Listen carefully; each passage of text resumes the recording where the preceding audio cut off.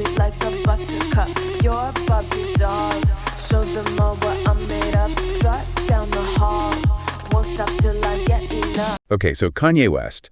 Oh boy. Right, like what even is going on? Yeah, it's been It's a lot. It's been a lot. This week has been It has. intense, I guess. Anyway, It has been. we are talking Kanye this week. Yep. Seems like a deep dive is in order. It does. And luckily, I'm here with an expert to help us make sense of it all. Well, let's hope so. I've been following the news pretty closely, especially this Forbes article. Kanye West's trolling falls flat on social media as he releases Bully album, and it seems like there's a lot to unpack here. Right. It's like, at first glance, it seems like just another week in the world of Kanye, right? Yeah, you'd think so, right? Yeah. New album, social media rants, the usual. But this Forbes piece suggests that something might be different this time. Definitely. The whole vibe feels different, almost like the world's kind of like, okay, we've seen this before. Like maybe the audience is finally getting tired of the drama. It's possible. I mean, think about it. Social media especially has become this echo chamber for outrage. But even outrage can have a shelf life, you know? Like a burnout factor almost. Exactly. So less shock value, maybe. Maybe. So less engagement, less reaction. It's like the boy who cried wolf, you know? Right. Okay, so where do we even begin? I guess first things first. What exactly has Kanye been up to this week that's got everyone well, maybe not everyone this time. Well, even for Kanye, this week has been pretty wild. So he's gone on these like social media rants targeting a whole bunch of people. We're talking A-listers here, Jay-Z, Beyonce, even their kids. Whoa, that's crossing a line, isn't it? Like even for Kanye, going after the kids feels, I don't know, different. Definitely. It usually sparks this like huge reaction online, tons of people weighing in, but this time not so much. The posts were deleted eventually, which, you know, maybe suggests even he realized it went too far. Yeah, but then he doubles down with this follow-up statement, right? Yeah. When Forbes quotes directly. If Twitter take my Atlantis down them six, so be it. But I need y'all to know six Jay-Z or nobody have no power over me. So defiant, right? Like almost this declaration of independence. Yeah. It's really something. It's this whole idea of like, I'm not going to be controlled by anyone, not even Jay-Z, who, let's face it, is kind of a big deal. Absolutely. But like, I'm curious, what do you think is really driving this need for Kanye to constantly, you know, position himself as this rebel, this outsider? It's a good question. There's definitely this like deep-seated need for autonomy, right? A need to be seen as this like singular force, unconstrained by the norms. So it's less about who he's targeting and more about the act of rebellion itself. I think there's truth to that. It's like he's saying, look at me, I make my own rules. Okay, but speaking of targets, it wasn't just Jay and Bey this time. Oh no, not even close. Playboy Cardi was also in the crosshairs. And again, it got pretty personal. Yeah, the Forbes article mentions Cardi's arrest back in 2023 for domestic violence, which, to be clear, his lawyers have denied. Yeah. But that wasn't really what Kanye seemed to be focusing on. Right, Kanye's issues seem to be more about this perceived artistic slight, right? Exactly. Yeah. Like, Cardi apparently had Kanye's daughter, Northwest, on a track or something without asking Kanye directly for a collab. And you know Kanye, he takes his art seriously. And involving his daughter without even, like, a heads up, yeah, that's going to ruffle some feathers. So it's like a breach of etiquette almost. Kind of. It's like those unspoken rules, those professional courtesies, they just got totally ignored. Makes sense. It's got to be extra sensitive when kids are involved.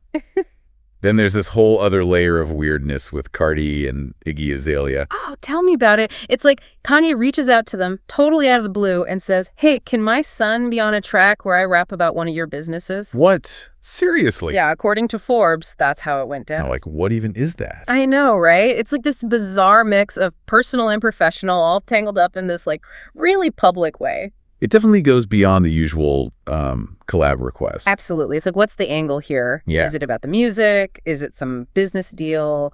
Or is it just pure Kanye, you know, doing things his way, logic be damned? It's hard to tell. And speaking of hard to tell, what's interesting is that, according to Forbes, most of the people Kanye targeted, they didn't really bite back. It's like crickets. You'd think with all the drama, social media would be blowing up, but it's been weirdly quiet. Right. It's like this collective, I'm not feeding into this kind of vibe. Exactly. And even his new album, Bully, it's getting way less buzz than you'd expect for a Kanye release. In the past, it felt like anything he did, even the controversial stuff, generated this huge online chatter. Now, not so much. Yeah, it's almost as if everyone's over it, like we're not playing this game anymore. Yeah, it's wild. But okay, there were a couple of exceptions, right? Some people did actually respond. Yeah, a couple of clapbacks definitely cut through the noise. Playboy Cardi, for instance, he just went straight for it. Yee, STFU, short, sweet, and straight to the point. Ouch. And Forbes pointed out that his tweet got over 313,000 likes, which, compared to Kanye's own posts, is pretty huge. It's like actions speak louder than words. Yeah. Or in this case, silence speaks louder than whatever Kanye was trying to do. It's like Cardi didn't even need to explain himself, Everyone just got it. Okay, so Playboy Cardi was like the king of brevity. Iggy Azalea, on the other hand, she went with a more thoughtful approach. Definitely. And it was very pointed. She directly addressed Kanye about his request to involve her son. She was like, yeah, I understand the point you want to make. I say this with kindness, and as a mother, please leave my child out of this. So classy, so direct. And she brought up this really important point about a kid's digital legacy, Like, imagine being Azalea's son years from now, stumbling across this whole exchange online. Yeah, and like trying to understand why your parents were dragged into this whole mess. Exactly. It's like these online feuds, they have real-world consequences. And when kids are involved, it just adds this whole other layer of, responsibility, I guess. Definitely. So we've got Jay-Z and Beyonce, we've got Playboy Cardi and Iggy, but the Forbes article also mentions a couple of other artists that Kanye tried to engage with. Oh yeah, he definitely didn't stop there. He went after Kendrick Lamar and Drake, who, as you know, have their own epic rap beef going on. Oh yeah, that's been a whole thing. And Kanye, well, he seemingly just had to jump into the fray. Forbes mentions these deleted posts where he was talking about how much he hated Kendrick's track, Not Like Us. It was pretty intense. Why even get involved? They were doing just fine without him, weren't they? Who knows? Maybe it's FOMO. Maybe it's just Kanye being Kanye. Probably both. But it didn't stop there. He also called out Future and Metro Boomin, saying they were ignoring him after he wrote a verse for their remix of Like That. Classic Kanye, always wanting to be in the mix. And then, of course, there were those really nasty posts about Drake, the homophobic slurs, which thankfully got taken down pretty quickly.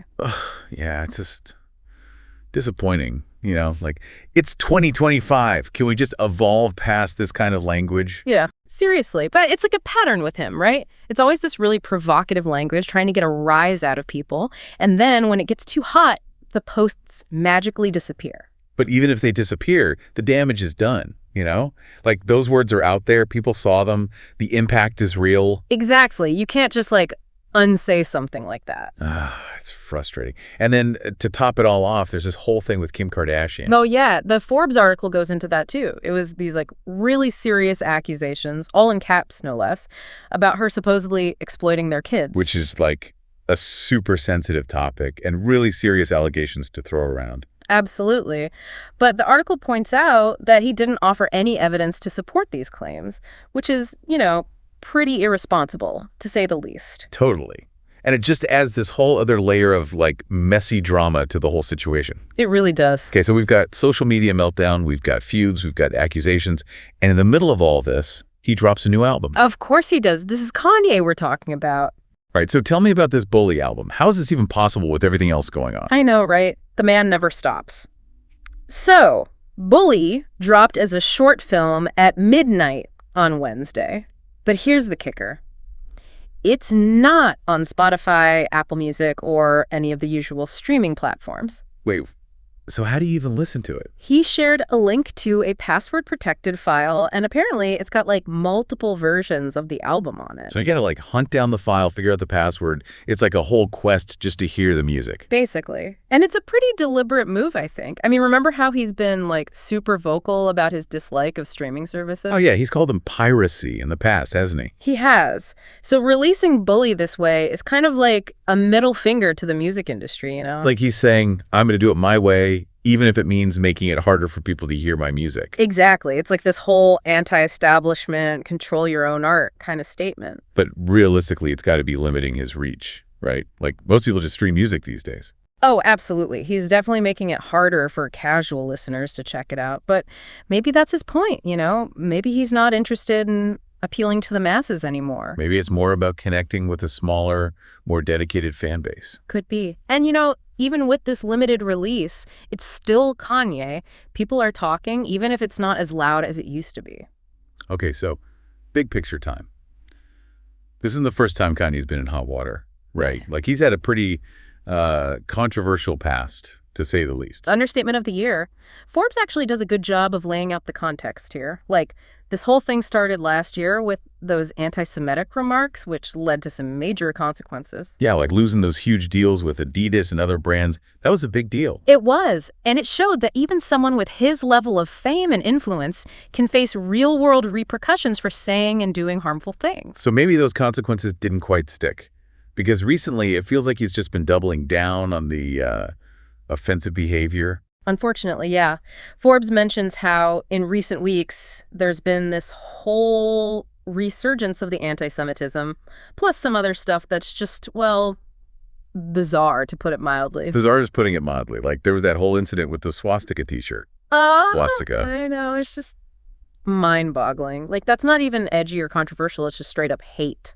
And then he had the audacity to try and sell it on his website. The audacity, right. It's like he doesn't even understand, or maybe he doesn't care, how deeply offensive that symbol is. And then, as if the t-shirt wasn't bad enough, there were those truly awful social media posts from last month. I'm hesitant to even repeat them, but there were things like, I love Hitler now at VA, Hitler was so fresh, and I'm a Nazi. It's just sickening. Those aren't just words. They're expressions of a really dangerous and hateful ideology. And to just casually throw them around on social media, it's just, it's really disheartening. Totally. And it makes you wonder, like, where does it end? What will it take for him to realize the impact of his words? Right. Like, is there even a line for him anymore? And then on top of all this, there's the lawsuit from that former Yeezy employee. Oh, yeah. That's a whole other can of worms. The accusations are super serious, and Forbes lays them out pretty clearly. She's alleging that he sent her pornographic material, called her all sorts of awful names, and sent her anti-Semitic texts. And some of the texts, as reported in the article, are just chilling. Things like, welcome to the first day of working for Hitler, Hail Hitler, and I am a Nazi. Just wow. Like, Yeah. If those allegations are true, it paints a really disturbing picture. It really does. And it takes all those public statements we've been talking about and just kind of amplifies them. It makes you question, like, what's really going on behind the scenes. So it's like we've got this perfect storm of Kanye being Kanye, social media meltdowns, public feuds, serious allegations, a new album released in the most unconventional way possible. And yet, according to this Forbes piece, it's all kind of falling flat. Why do you think that is? Honestly, I think people are just exhausted. Like, we've seen this act before, and it's just not shocking anymore. So maybe there's a limit to how much outrage people can muster. Maybe. Or maybe they've realized that engaging just feeds the beast, It's like the more we react, the more he pushes the boundaries. But on the flip side, does that mean we just ignore it? Like, how do we hold people accountable, especially someone as influential as Kanye, if we just tune it out? It's a tough question. Because, yeah, ignoring it can feel like condoning it, but then giving it attention just gives him more fuel. It's a tricky balance. It really is. It makes you think about the whole nature of celebrity and social media and how we consume information. Absolutely. And I think it also raises this bigger question of, like, what happens when someone just keeps pushing and pushing and pushing? Is there a point where they just lose their audience entirely? Yeah, is there a point where the controversy becomes so overwhelming that it overshadows everything else? Exactly. Like, at what point does the art, the music, even the message just get lost in all the noise? It's a tough one. Yeah. And honestly, I don't have the answers. Me neither. But I think it's a conversation worth having, especially in today's world where it feels like everyone's constantly vying for attention, no matter the cost. Totally. Food for thought, right? Lots of it. All right, folks. So there you have it. Another Kanye saga for the books. Stay tuned. I'm sure there's more to come. Oh, I'm sure there is. But until next time, keep it real and keep it thoughtful. And maybe, just maybe, keep it a little less controversial. One can hope. One can hope. See you next time. Later. Sound the alarm. I'm coming up. We'll have a ball. I'm sweet like a buttercup. You're bubbly.